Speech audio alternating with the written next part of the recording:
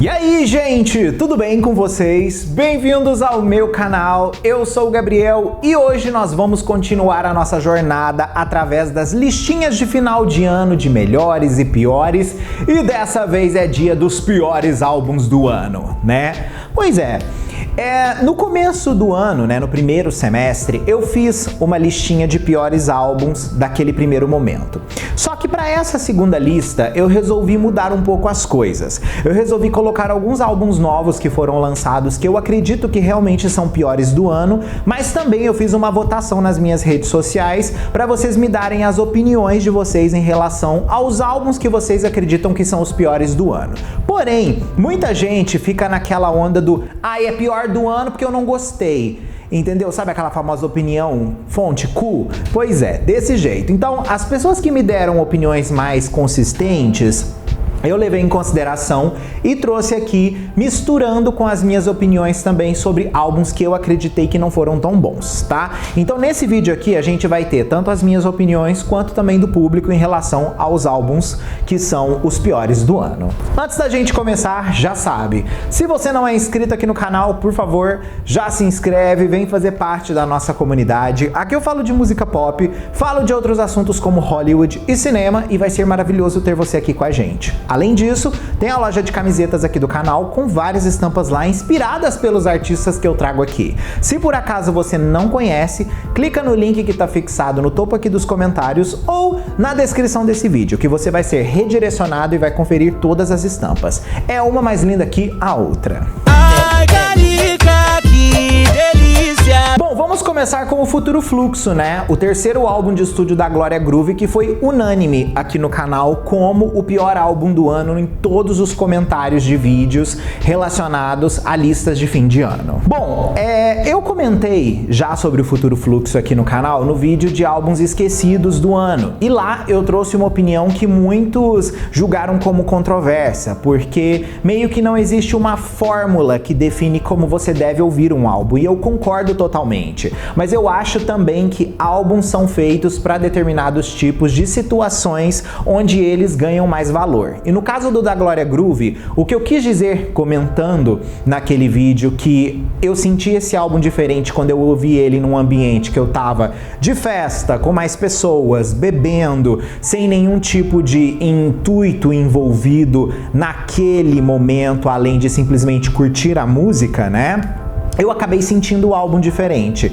Então, naquele momento, o Futuro Fluxo funcionou. Só que eu não acho que ele é um álbum para fone de ouvido. Eu acho que ele não é o tipo de álbum que você vai escutar em um momento assim do seu dia, que você às vezes está sentado e quer ouvir uma canção. As músicas desse álbum, elas realmente têm um determinado tipo de proposta que demanda um determinado tipo também de situação que você tem que estar vivendo para aquilo ali se conectar. E na maioria das vezes a gente não está vivendo o que o Futuro Fluxo de fato ele traz pra gente. É óbvio que a Glória tentou trabalhar nesse álbum com propostas de funk que estão na cabeça dela fazendo mais sentido, assim também como o mercado está abraçando mais. Esse álbum ele é bem mais voltado pro TikTok. A gente percebe que ele tem diversos tipos diferentes de amostras de funk, onde a gente consegue ouvir desde o funk automotivo ao funk rave, ao funk pop, ao melody, enfim, o álbum consegue concentrar todos os momentos de funk. Só que, no geral, é liricamente muito pobre,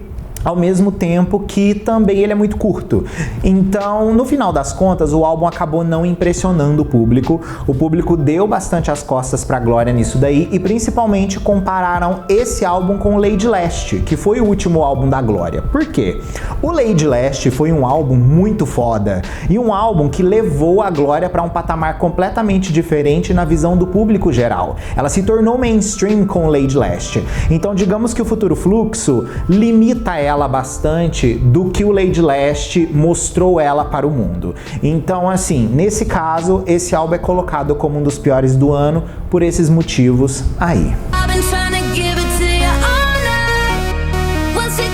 Bom, a seguir eu vou colocar um projeto principal, mas ele tem um projeto lateral que também foi tão ruim quanto o principal, que é o Feed the Beast, o álbum de estreia da Kim Petras, assim como também o Problematic, que foi a mixtape com músicas não lançadas do Feed the Beast que saíram depois em um lançamento surpresa pela Kim. ok? Essa era da Kim, ela foi muito controversa para todos os fãs, porque a princípio o Problematic era para ter sido lançado no ano passado, e até então esse álbum tinha algumas músicas que já estavam circulando por aí, que mostravam que a música da Kim ia ficar muito focada nesse pop mais chiclete, sem muito tipo de conteúdo, e mais uma música para escapismo, né? Só que o que aconteceu? Um grande vazamento no final do ano passado fez com que o álbum fosse adiado, e então eles colocaram a Kim para gravar mais músicas. Só que no lugar deles aproveitarem que aqueles primeiros singles não tinham sido tão bem recebidos pelos fãs, eles resolveram fazer mais do mesmo e insistir naquele conceito que o público acabou não abraçando tanto. A gente sabe que Alone, que foi considerada de fato o primeiro single do álbum Feed the Beast, foi uma música muito odiada nas redes sociais, e até aqui mesmo no canal a gente comentou sobre essa música como uma das piores do ano, porque ela fez um péssimo uso do sample de Better Off Alone da DJ Alice. Então assim, digamos que, num geral, o álbum da Kim não convenceu. E quando ela lançou o Problematic, ela novamente trouxe canções com o mesmo teor do que o Feed the Beast não conseguiu compensar. Então, digamos que, assim, no final das contas, foi uma grande perda. Infelizmente, uma artista que sempre se mostrou muito interessante desde quando ela foi descoberta pelas bichas, vamos dizer assim, né? Depois que ela entrou para uma gravadora, ela ficou totalmente formulaica genérica. Uma coisa que não dá pra esperar de uma artista como a Kim, que antes já entregou pra gente tantos momentos magníficos. Então aqui eu coloco esses dois projetos por um como pior do ano. Bom, um outro álbum que eu cheguei a comentar aqui no canal, que na minha opinião foi um dos piores da carreira dessa artista, ao mesmo tempo que eu também considerei um dos piores do ano, foi o Tension, da Kylie Minogue. Eu fui muito julgado nas redes sociais por esse meu posicionamento de não acreditar que aquele álbum era realmente o melhor repertório da Kylie Minogue, e obviamente os fãs dela ficaram muito contra mim, fizeram diversas mentiras no Facebook de coisas que eu havia afirmado que na verdade eu não afirmei, tirando palavras da minha boca, foram extremamente baixos, mas é aquela coisa, né? Quando você fala o que a pessoa não quer ouvir, elas tendem a justificar qualquer coisa através de mentiras, entre outros tipos de calúnia. Mas é aquela coisa também. Isso diz muito mais sobre aquele público e sobre aquelas pessoas do que de fato eu e a minha opinião, tá? Então assim, continuo me mantendo firme de que esse álbum é totalmente esquecível e ele não é mesmo um dos melhores trabalhos que a Kylie já fez. Eu sei que nesse ano a música Padam Padam foi um grande acontecimento em vários aspectos. Primeiro porque a Kylie no Reino Unido é uma grande artista, e no Reino Unido eles têm a tendência péssima de banir da rádio artistas de mais de 40 anos. E o sucesso de Padam Padam fez com que isso se tornasse inviável para a rádio. Era burrice banir essa música da rádio só porque a Kylie é uma cantora mais velha. Ela quebra oficialmente essa regra e faz com que a música se torne um grande sucesso de rádio lá naquele país. Só que no mundo todo a música viralizou e se tornou uma música muito ouvida. Então digamos que assim, essa música sem dúvida é uma das melhores canções do ano. Só que ao mesmo tempo que ela é uma das melhores canções do ano, o álbum que vem atrelado a ela não cumpre com toda aquela maestria que Padam Padam ofereceu pra gente. A música Tension, por exemplo, que foi o segundo single, na minha opinião, ela veio com uma proposta de tentar equilibrar um pouco mais aquele movimento synth pop que a Kylie queria endossar no álbum, mas ao mesmo tempo também ela queria se manter atual como Padam Padam foi, porque cá entre nós, a música Padam Padam, ela soa muito mais moderna do que o álbum como um todo. O disco Tension, ele soa muito mais como um álbum de influências de músicas dos anos 80 do que música atual. E a Padam Padam, ela soa atual. E as outras músicas do álbum, não tanto. Então, nesse caso, eu acho que o segundo single fez esse papel. Só que as pessoas não abraçaram a música Tension. Assim também como o álbum saiu e ele não recebeu o mesmo nível de atenção que a música Padam Padam. Com o passar das semanas, as pessoas foram esquecendo do álbum. Então, toda aquela comoção que eles fizeram, todas aquelas argumentações premiações, colocando reviews de revista X ou revista Y que deram números altos ali como um dos melhores álbuns do ano para Kylie, né? Muitas dessas revistas, nas listas de final de ano deles, o álbum da Kylie não está.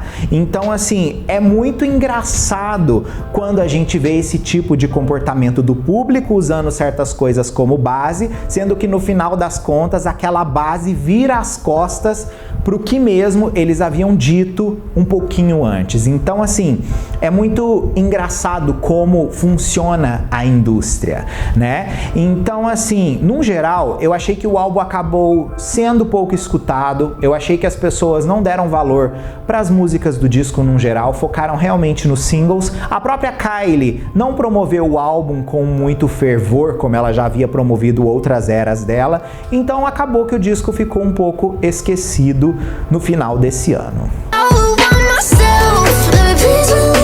Bom, agora um álbum de uma artista nova, vamos colocar assim, que eu tava muito ansioso para poder escutar porque eu gostei muito da música single dela que hitou nesse ano, foi a Tate McRae. E o álbum Think Later dela, pra mim, foi muito decepcionante. Obviamente, a música Greedy também vai estar aqui na lista de melhores músicas lançadas nesse ano. A música é absurdamente cativante e ela é uma música que, particularmente, eu acho que foi um dos grandes marcos de 2023, ao lado até mesmo da música Flowers, da nossa querida Miley Cyrus, que é a maior música do ano. Eu acho que Greedy fica muito bem ali ao lado da Miley, no aspecto de como essa música se tornou viral. Não estou falando de paradas, porque ela não teve o mesmo nível de paradas do que a música da Miley, mas no aspecto de viralização, estando em todos os lugares e o trecho principal da música sendo mais ouvido no ano, isso com certeza aconteceu. O álbum manteve outros momentos grandes, como na música Stay Done, que é uma faixa meio balada acústica rock alternativa, a música Grave, que eu amei demais da conta e ela é perfeita em cada detalhe, ela é muito bem escrita também, ela é meio melancólica. Temos também Hurt My Feelings, que parece uma música enraizada no minimalismo, que era típico ali dos Neptunes dos anos 2000, enfim, o álbum tem momentos muito legais. Só que o meu grande ponto em relação ao disco da Tate McRae, e que pra mim fez dele um dos piores do ano no final das contas, é simplesmente porque ele não leva a gente a acreditar que ele vai chegar em algum lugar diferente do que ele chega. Ou melhor dizendo, todas as músicas vão pro mesmo lugar. Você já tem na sua cabeça aquela percepção do que vai acontecer na música. É como se você já soubesse cantar a canção antes mesmo de conhecer a letra, porque é tão formulaico, é tão produzido dentro de um molde de música pop genérico, que tipo assim, eles só querem forçar a vender a qualquer tipo de custo, que enfim, o álbum não surpreende. Então, isso é uma coisa que pra mim marca muito um artista, porque nessa altura do campeonato, levando em consideração o sucesso que ela teve com Greedy, era pra ela ter feito um álbum que se provaria tão bom quanto Greedy. E Greedy acabou sendo um ponto alto naquele álbum, assim como essas outras músicas que eu citei, mas no geral é tudo muito formulaico, né? Tipo, deu certo uma música, vamos fazer 15 músicas daquele jeito. A verdade é que existe sempre uma busca de gravadoras por uma nova aposta naquela geração. Isso definitivamente não parece ter definido quem Tate McRae é no mercado, porque ela parece muito mais estar tentando se adequar em diversas caixas populares da música, sem de fato criar um destaque de quem ela é. Essa é a impressão de pop básico sem oferecer muito que ela tem passado, mas também parece que ela está esperando o momento certo para se encaixar em alguma coisa que ainda não encontraram para ela. Então assim, gente, acredito que a Tate tem muito futuro pela frente, mas eu não acho que esse álbum de agora conseguiu ser essa demonstração do que o futuro espera para ela. Eu ainda acho que ela vai ter um pouco mais de trabalho para conseguir se consagrar no mercado. Eu não acho que ela vai ficar agarrada apenas a virais de dança, né? Por mais que ela seja dançarina antes de ter sido cantora, eu não acho que a dança vai sustentar ela, né? Ela quer se tornar uma artista reconhecida, então ela vai ter que elevar essa música ao lado do que ela eleva suas performances. E no caso do Think Later, eu não achei que ele cumpriu com esse papel que as performances estão entregando num geral. Bom, a seguir eu vou colocar um álbum que foi muito votado aqui no canal, que é o Scarlet da Doja Cat. Eu particularmente não achei ele toda essa bomba nuclear, mas o público trouxe várias argumentações interessantes do porquê esse álbum não é um dos melhores do ano e é um dos piores álbuns que a Doja já fez na carreira dela. Pro público, todo o barulho feito em cima do quarto álbum de estúdio da Doja Cat, o Scarlet, acabou sendo de certa forma interessante porque mostrou que ela é uma artista de hip hop pura.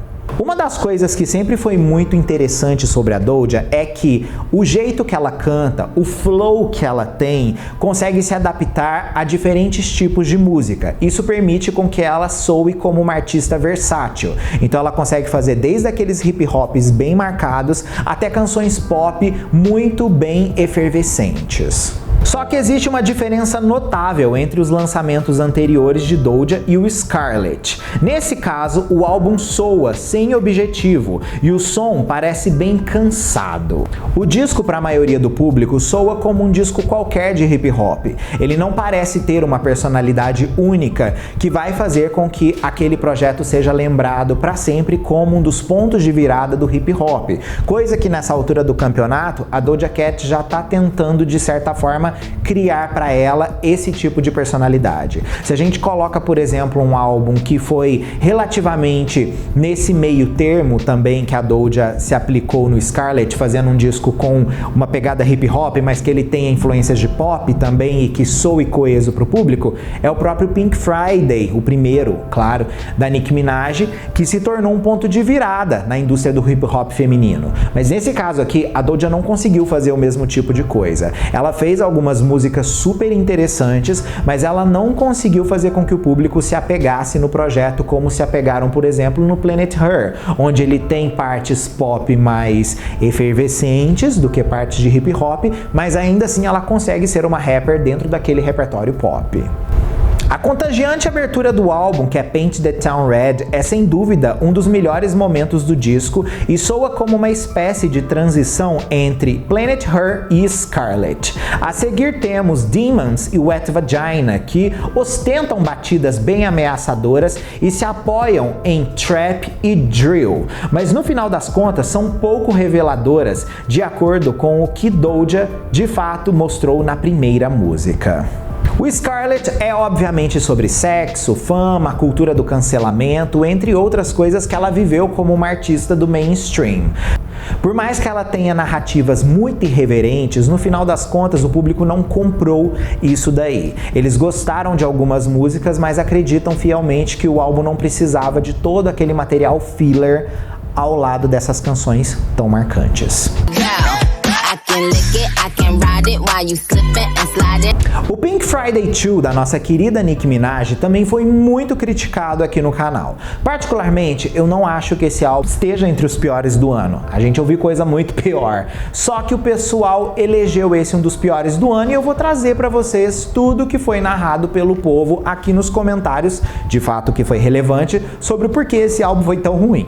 Bom, o pessoal comparou muito o Pink Friday 2 com o repertório do primeiro Pink Friday. Afinal de contas, um segundo álbum que vem de um álbum primeiro que foi muito poderoso, muito importante, tende a ter, obviamente, muitas comparações com o primeiro projeto. E isso aconteceu a rodo por aqui nos comentários. A gente sabe que o primeiro Pink Friday foi revolucionário na indústria, principalmente do hip hop feminino, porque ele transcendeu qualquer tipo de estigma que existia entre a questão das artistas femininas dentro do hip hop. Muitos acreditam que o Pink Friday 2 pareça um produto de crise de identidade da nossa querida Nicki Minaj. Apesar de existir momentos muito cativantes no álbum, o público acredita que não há nada mais do que isso em Pink Friday 2, que o álbum não consegue se destacar nem como um projeto de pop, ao mesmo tempo que não se destaca como um projeto de hip hop e rap. Ao contrário do seu antecessor, o álbum não deixa muita impressão e certamente não irá remodelar o cenário do hip hop atual. igual, coisa que Nicki Minaj é mestra em fazer. Bom, eu acredito, gente, que realmente o disco não é revolucionário, mas eu também acho que as pessoas tinham uma expectativa muito grande para esse álbum, sendo que a Nicki Minaj já não tá se esforçando para provar mais nada para ninguém. Eu já tava com um nível de percepção de que esse álbum ia vir nessa linearidade, vamos dizer assim, já tinha um tempo, né? Super Freak Girl foi muito boa, mas quando a gente foi ouvindo as outras músicas que ela foi soltando nesse meio tempo, eu falei, esse álbum não vai ser tudo aquilo, mas ele vai cumprir de trazer as personalidades da Nicki Minaj de uma forma mais equilibrada, ainda assim que mostrando que ela é importante e relevante no que ela fez. E eu acho que o álbum fez isso, então eu acredito que também seja muito mais uma questão da expectativa do público daquele álbum ser tão revolucionário quanto o primeiro Pink Friday, do que de fato o repertório em si no final das contas. Essa minha bunda é tão grande que eu quebro tua vara, te deixa excitada, ela fica molhada, não sei. E por último, né, gente, um álbum que eu também não achei que foi um dos piores do ano, mas o público aqui falou muito dele, que foi o Vilã, da Ludmilla.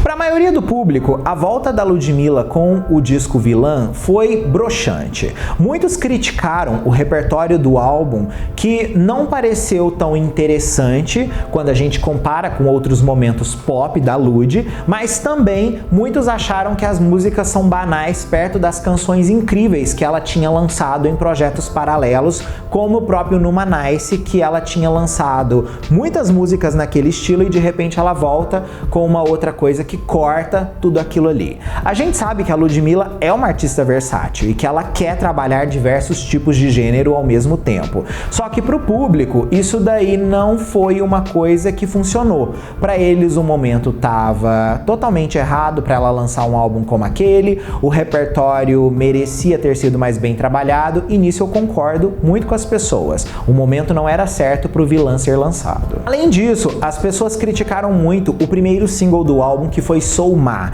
que honestamente preciso dizer pra vocês que eu não coloquei nas piores músicas do ano porque eu esqueci dessa música, gente, sendo bem sincerão mesmo.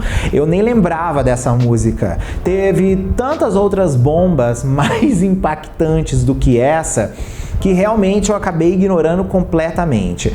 Então, assim, no geral, analisando o álbum, tirando o Soulma, né, ele tem momentos legais sim, mas ele não convence a Ludmilla de pop para esse público mais moderno de agora, tá? Eu acho que pessoas que estão acostumados a Ludmilla vindo da vibe mais de funk, carioca, assim como também fazendo o pagode ali do projeto Numa Nice, não queria esse álbum por agora, tá? Então, é isso. Acho que não tem mais o que dizer. Foi o que basicamente eu vi nos comentários aqui das pessoas. Bom, esse daqui foram os piores álbuns do ano e eu quero saber de você agora. Quais foram os piores álbuns do ano pra você? Você concorda com essa lista do povo? Você concorda com a minha lista? Sim, não? Comenta aqui que eu quero saber. Se tiver outros álbuns aí que eu não falei, que vocês acham que são tenebrosos, vocês vêm aqui, comenta que eu quero saber. Fechado? Beijo, até o próximo vídeo ou live nossa. Aí, tchau!